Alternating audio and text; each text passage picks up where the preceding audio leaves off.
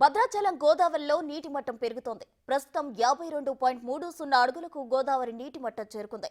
కాగా ఇంకో అడుగు పెరిగితే మూడో ప్రమాద హెచ్చరిక జారీ కానుంది. దీంతో ఏజెన్సీ గ్రామాల్లోని ప్రజలు భయాందోళనకు గురవుతున్నారు.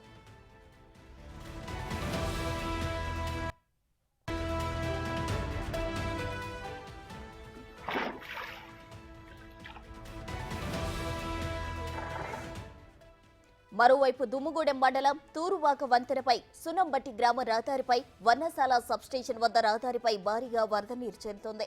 దీంతో భద్రాచలం నుంచి చెర్లకు రవాణా నిలిచిపోయింది.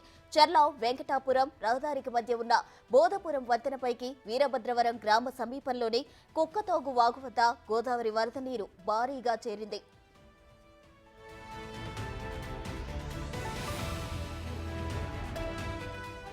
ఎగువన కురుస్తున్న వర్షాలకు వాగులు పొంగి రోడ్లపైకి నీరు చేరడంతో సాధారణ జనజీవనం స్తంభించిపోయింది. గోదావరి నీటి మట్టం పెరుగుతుండటంతో మూడో ప్రమాద హెచ్చరిక జారీ చేసే అవకాశాలున్నాయి. దీంతో లోతట్టు ప్రాంతాల ప్రజలు అప్రమత్తంగా ఉండాలని అధికారులు సూచిస్తున్నారు.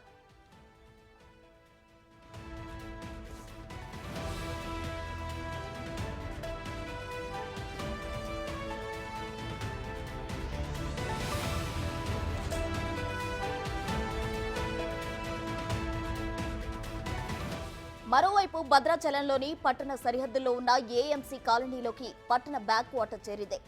ఆంధ్ర తెలంగాణ సరిహద్దుల్లో ఉన్న స్లూయిస్ పనిచేయకపోవడంతో పట్టణంలోని బ్యాక్ వాటర్ గోదావరిలోనికి వెళ్లలేని పరిస్థితి నెలకొంది. దీంతో కాలనీలోకి మురుగునీరు చేరి సుమారు 17 ఇళ్లు ముంపుకు గురయ్యాయి.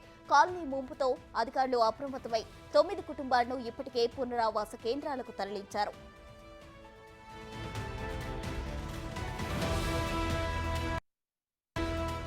ఎటపాక వాగు పొంగడంతో లోతట్టు ప్రాంతాలైన కొత్త కాలనీలోని 36 కుటుంబాలను పునరావాస కేంద్రానికి తరలించారు అధికారులు.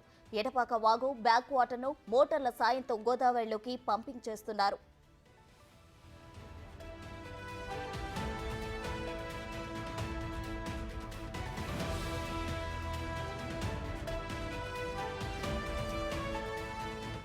గోదావరి వరద తగ్గే అవకాశం ఉన్నందున భద్రాద్రి కొత్తగూడెం జిల్లా కలెక్టర్ వితేష్ పాటిల్ అన్నారు. ఇక వరద నీటి మట్టం తగ్గాక పూర్తి స్థాయిలో నీరు ఎత్తిపోయడం జరుగుతుందని తెలిపారు.